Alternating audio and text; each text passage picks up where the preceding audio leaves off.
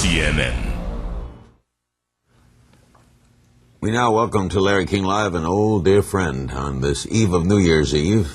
Tony Robbins. Anthony Robbins is the best-selling author and motivational speaker and authority on the psychology of leadership and negotiations and peak performance. He's worked with people all over the world.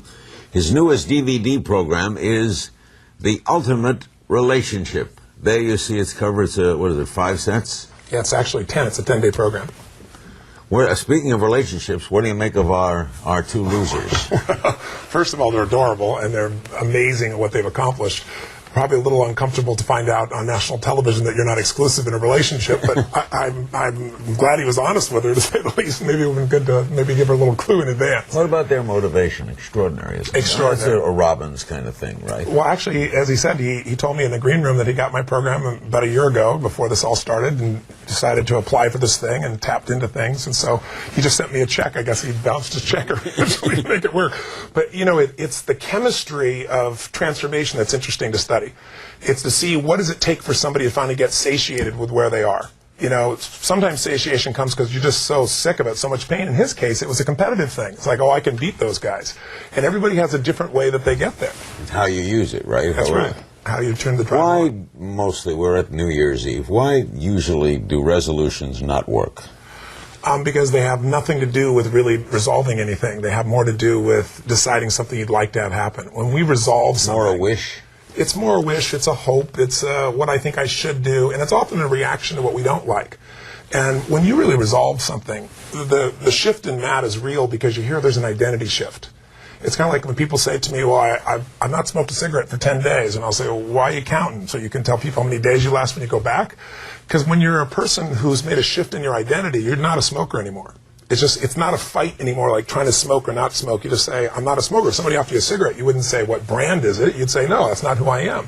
So making that shift in identity is what makes a permanent change. Resolving something requires that you cut off any possibility going backwards. It's burning the boat, so you take the island.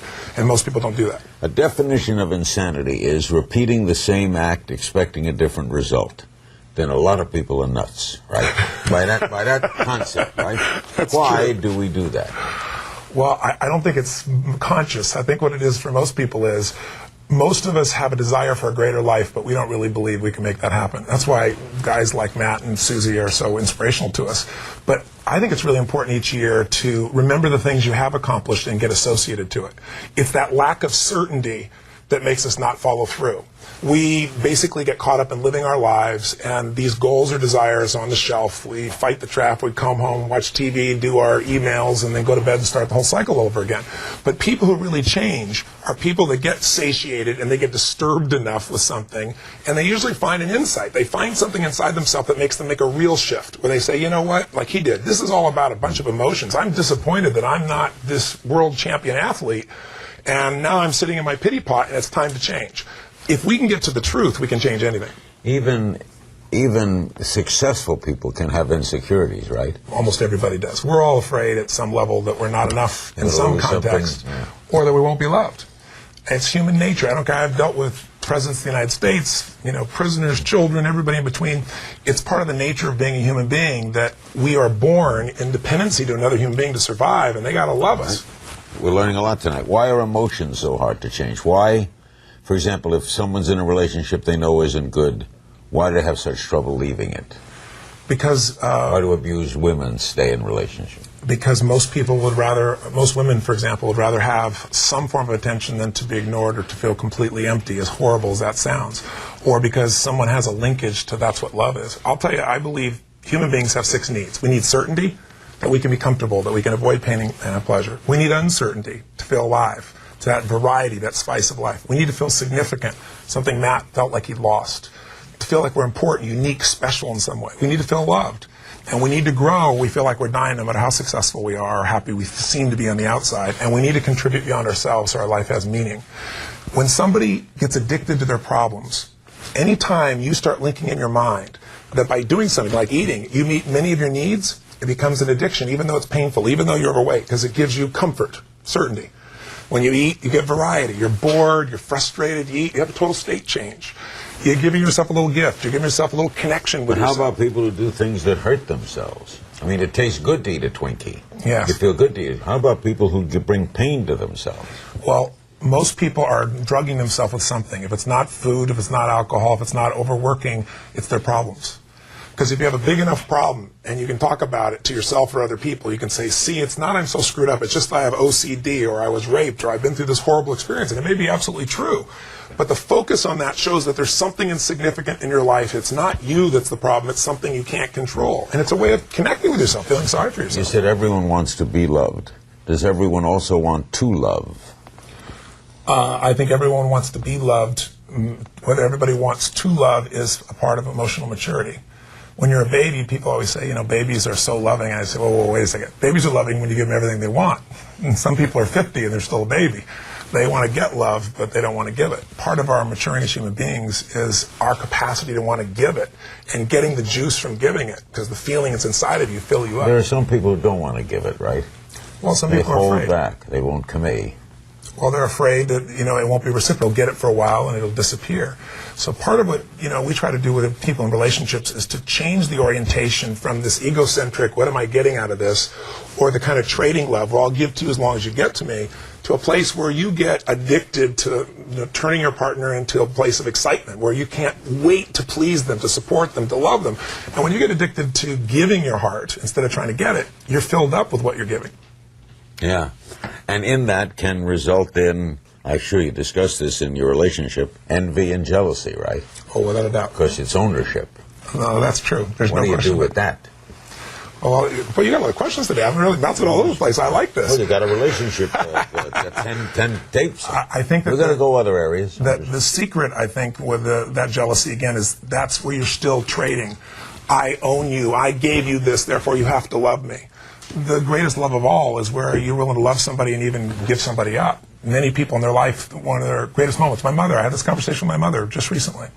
I said to her, one of the things I'm most proud of her is that she was in a relationship with a man who was 15 years her junior, and he had not had children, and she loved this man. She loved him more than any of the other 3 or 4 fathers that kind of moved in and out of my life by far. And she let him go because she knew that she was in a different stage of life, and she did not want him not have children, not have that life. And then he died. He was in a car accident. And she was telling me that how horrible this event is and that she played God. And I said, no, Mom, it's one of the moments I'm most proud of you in life because you were completely unselfish. You didn't let go of him because you were getting anything. You let go of him because you loved him so completely. It wasn't a trade. You loved his soul and you wanted him to be happy and you did what you believed was right. And he knows before he died that he was loved completely and unconditionally. That's something most human beings will never know. And that's one of the things I'm most proud of in my mom. We'll be right back with Tony Robbins, terrific guy, and he's helped so many people. His newest DVD program, The Ultimate Relationship.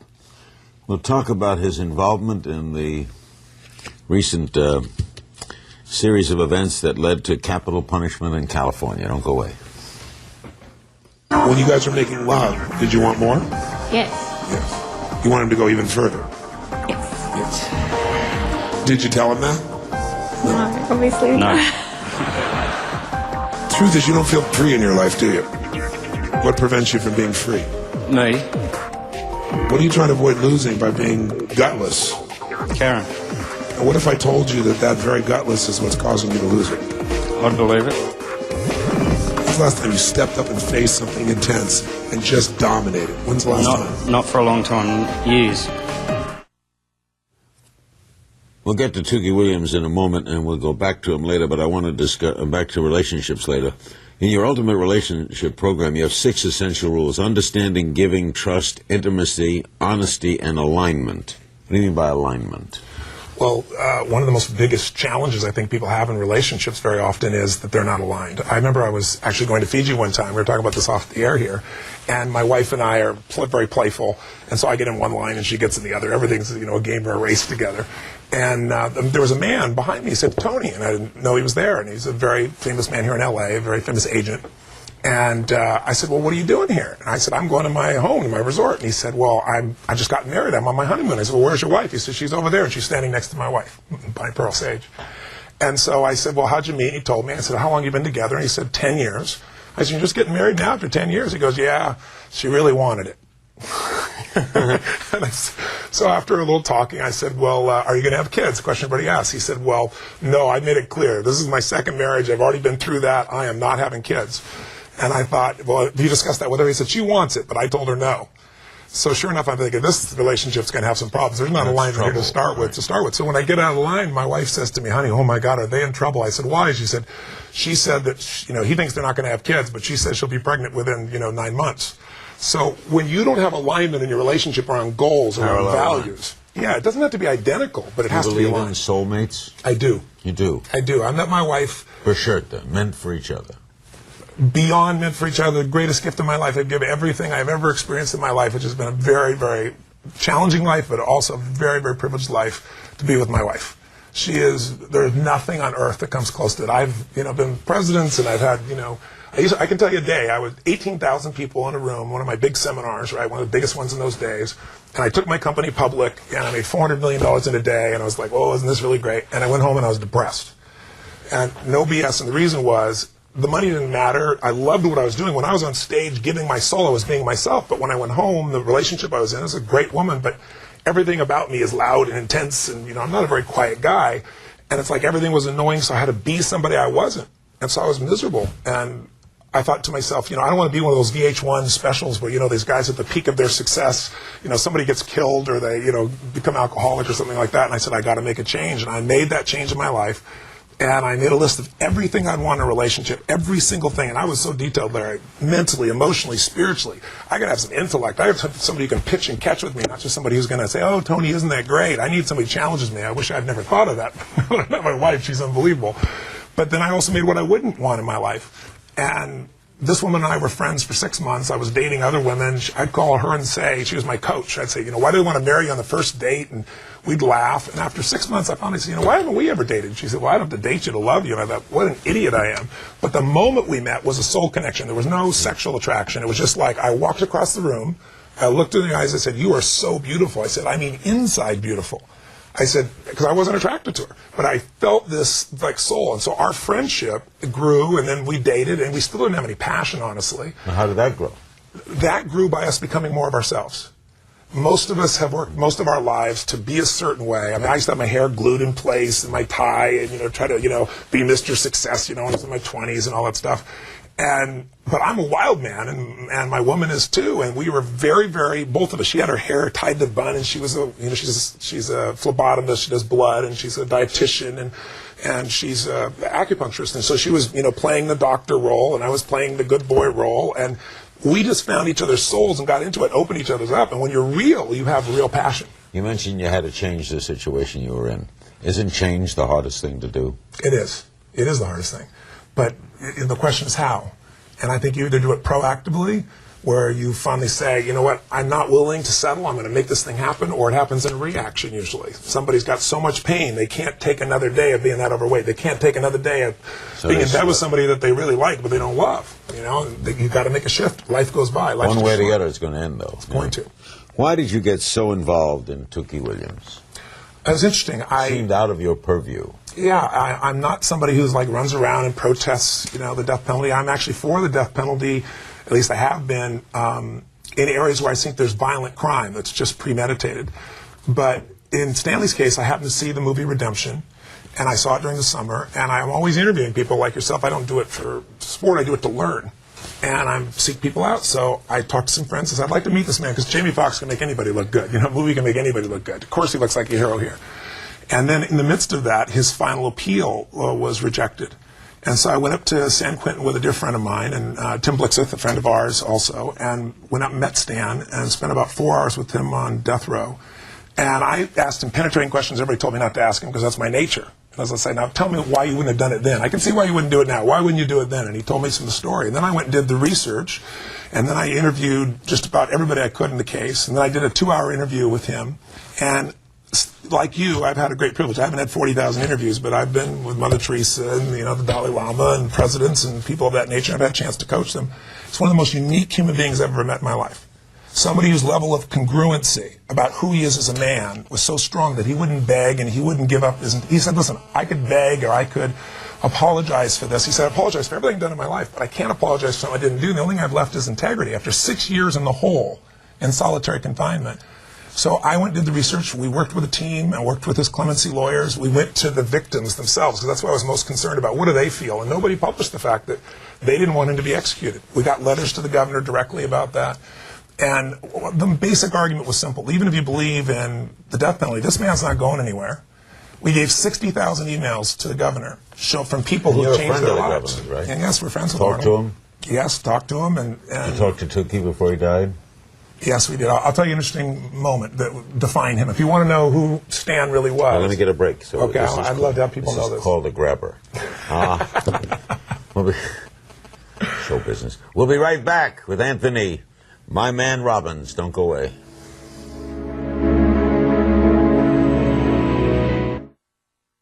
Now, you got a pattern. You got a pattern of looking at women and judging them by the exterior. We can't talk about it. We got to break that pattern. All right.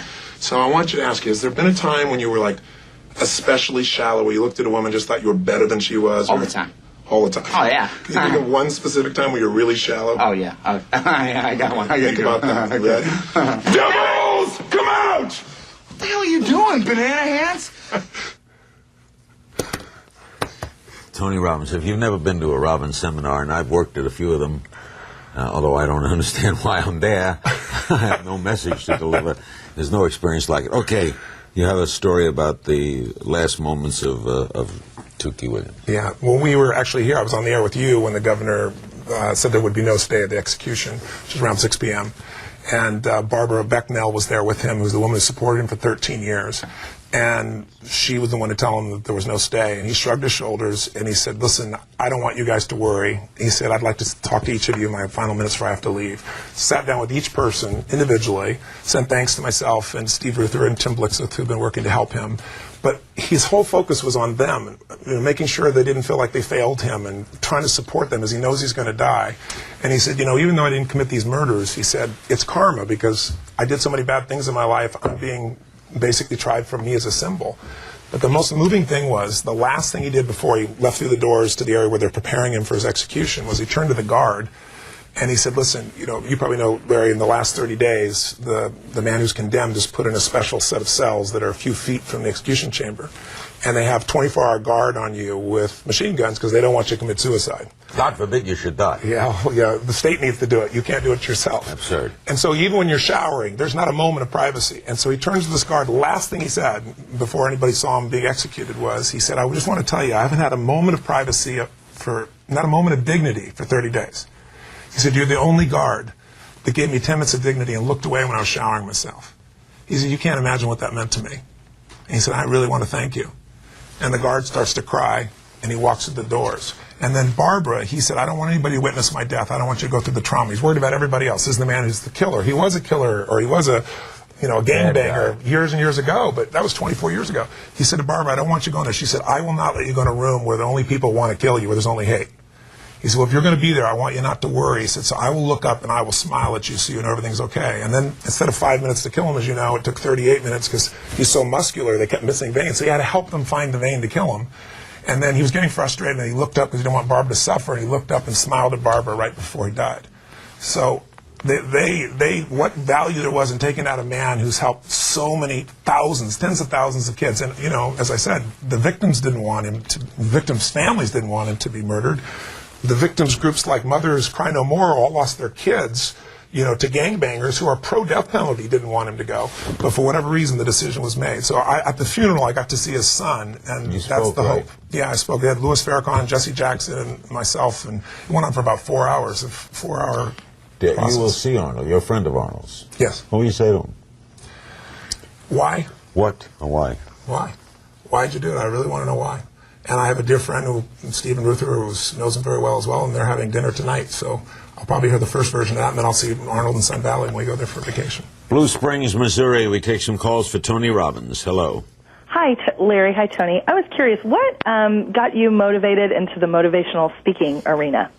Well, that's a good question. I hate this term motivational speaker. I'm kind of saddled with it. Well, I'm really a coach. I'm a peak performance coach. I started kind of the coaching industry, life coaching, about a quarter of a century ago. And the reason was because... What got you into coaching? What got me into it is I'm always interested in what made the differences in people's lives. Why is it one person is given everything, family love, support, and they spend the rest of their life, great education, they spend their life coming in and out of rehab, and then there's somebody else out there who's sexually abused, emotionally abused, physically abused, an Oprah. And they come on and they spend the rest of their life making a difference in the world. So I wanted to know what those differences were, and I wanted to know, not just out of curiosity, I wanted to change my own life as much as anything else. And so I didn't have any role models, so I started with books, and I thought I'm going to read a book a day. And I took a speed reading course, and I didn't read a book a day, but in 7 years I read about 700 books in the area of human development, psychology, philosophy, physiology, anything I thought would make a difference in the quality of life. And I made changes in myself. Start with my body. And my friends saw the change, and they'd say, "What do you do?" And I told them, and then I helped one of my buddies lose 20 pounds, and I got love for it. And I'm a love bug. And so I got hooked. I thought I got to always have the answer. I always want to be able to give something. So I was obsessed with having the answers. And then in my 20s, I got exposed to what was then the cutting edge, something called NLP, and I learned how to wipe out a lifetime phobia in less than an hour. What does it stand for? Pardon me? What does it stand for? Neuro-linguistic programming, the study of how language affects the nervous system. And I used these tools. I was no better than anybody else, but I was gutsy, I guess, or crazy, or stupid, or all the above. And I challenged traditional psychologists and psychiatrists on the radio in Canada, which is where I started, and said, "Give me your worst patient. I'll handle them in an hour. Give me somebody with a lifetime phobia. Give me somebody who worked with for years." So the psychiatrist called up in the air and started attacking me, said I was a liar and a charlatan, and you can't do that. And I said, "Listen, you've never met me. I'm respectful of your opinion, but if you're a scientist, you have to test your hypothesis. So why don't you come and bring me one of your patients? Bring me somebody you've never been able to cure. I'm doing a free guest event at the Holiday Inn. Bring me somebody. Who do you got?" This person said, "Well, I can't make them do this." I said, "Well, don't you have somebody who's willing to try something new?" And long story short, they brought me this woman who had a lifetime phobia. This psychiatrist worked with her for 7 years. Fear of what? Snakes. Dreaming this recurring dream, which had a snake come and bite her on the face, and it was so real, it would cause adrenaline shoot through her body, and she'd wake up. He'd been treating her 3 to 4 times a week, 7 years. I said, "Bring her down. That should take me 15 or 20 minutes. So that's what made my career, because instead of 100 people showing up, 500 people showed up to see the shootout between me and the psychologist. I used a simple technique. I didn't even create it. It came from NLP, but I did it. And when I said, if you've ever seen a phobia is an uncontrolled response to something. Right. It's not just an intellectual fear. Afraid to get near an airport if you're afraid of planes. Well, you start shaking and out of control. So I said, "Ma'am, how do you feel about snakes?" She goes, "You're shaking," and guy in the front row is going, "I bet he didn't know she was that bad." I'm thinking, I didn't know she was that bad. And I did this little simple technique on her, and it took me about 15 minutes. But when I was done, I brought out a snake and wrapped it around her, and that became my signature. Because now I had people thought it was a setup. So now I would take anybody's chance. Somebody had been stuttering for 30 years, and I figured out how to stop the stuttering. That's not a phobia, though, is it? No, it's a very different technique. We'll take a break. I'll be right back with the extraordinary Tony Robbins. Don't go away. Her job is to try to hurt you. Your job is to show nothing will ever hurt me because I love you. You can scream, you can yell, you can smack me, but you're never getting away. I will take care of you forever. Tell him what you're afraid to tell him. His constant negative crap in the house all the time. The more she does, that's become more of a man. A man that's like, "I love you," and she's, "Don't you get whatever it is?" Just try and break me, but you won't. I love you too, Dave. That's it. Tony has a website, and you got a program on it before we take the next call. What is it? Yes, it's called New Year, New Life. It's free. Anybody? New Year, New Life. New Year, New Life. How appropriate. When you told me you wanted to have me come on this morning, I went out and did it for you. And you can do it for about 15 minutes, and I'd love to have people join us there. And also, people are interested in coaching or any of the other resources we have. They're available on our website. How do they tap in? www.tonyrobbins.com. And you got this, you came with this program this morning? I came up with this morning because I knew we were going to be here, so I figured we should create something, because I knew you were going to ask me a million questions, and I want people to have a system. New Year, New Life. Just go to www.tonyrobbins.com. Yes. Do you have a resolution? What do you want to change? Big man. Yes. And you are a big man. What do you want to change? Well, I'm really proud this year. We fed 2 million people between Thanksgiving and Christmas at my foundation, and I wanted to make that 2.5 million. We keep growing at 25% on that. Any personal thing you want to change? Well, I'm going to create more leverage, more impact with less time. I own a resort in Fiji. It's a top-rated resort, and we aren't there enough, so we're going to spend 5 weeks there. And I'm really proud of what I'm doing in the wellness field. I own a company with 2 partners called Metabolife. We just bought it this year. We bought Twin Labs. We bought Rebus Publishing. And we are bringing science and the ability to understand how to change your emotions. Like these guys change their weight, not because they just dieted and exercised, because they have emotional fitness, psychological strength. And that's really what we're going to bring to the table for people. Lily, Kentucky, hello. Hi, this Hi. is Evelyn, and this question is for Tony. Sure. I've been married 31 years, and I got married at 17, and it don't seem like our marriage is going anywhere. It don't seem like we've got anything. Recently, my mother died December the 8th, and I've cried my eyes out.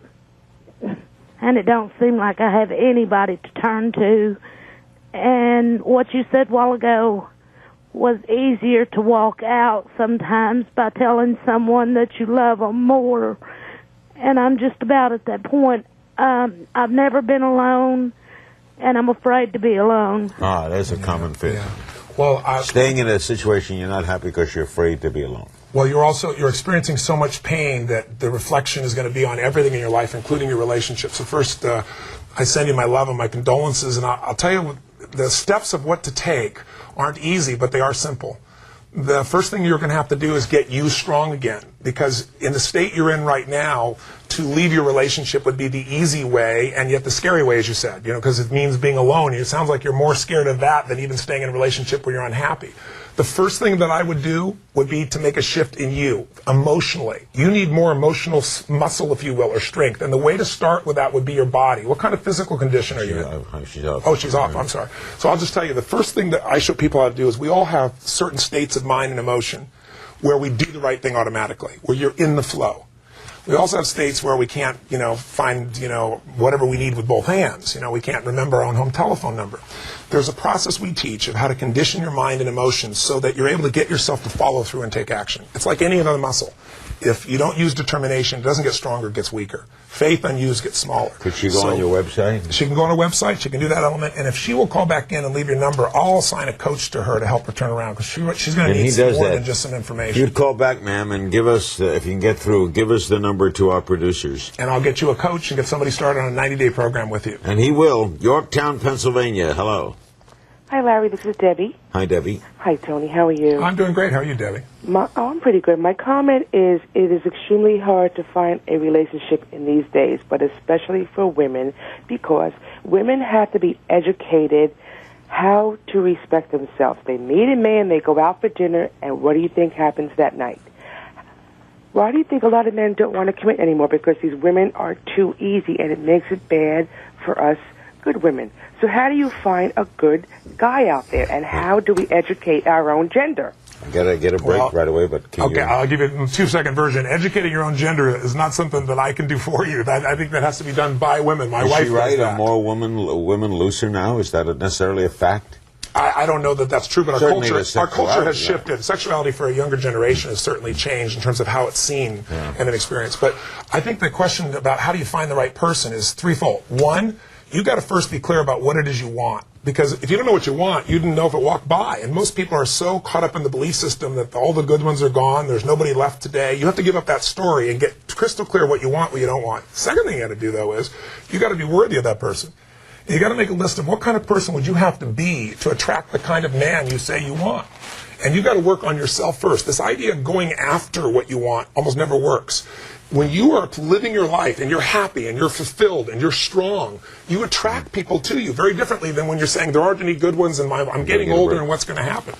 We'll be right back with our remaining moment or so with Tony Robbins. Don't go away. One shot tomorrow night at 9 o'clock with the women of country music, and then watch Anderson Cooper at 11 from Times Square. I know you can't wave a magic wand, change things. Yeah. You think we're ever going to see people stop killing people? Only got 20 seconds. You think we'll ever see it? It'll take a change in human consciousness, because unfortunately violence is the fastest way to feel significant. You don't have an education, you have a background, I put a gun to your head and I'm in the hood, I'm significant.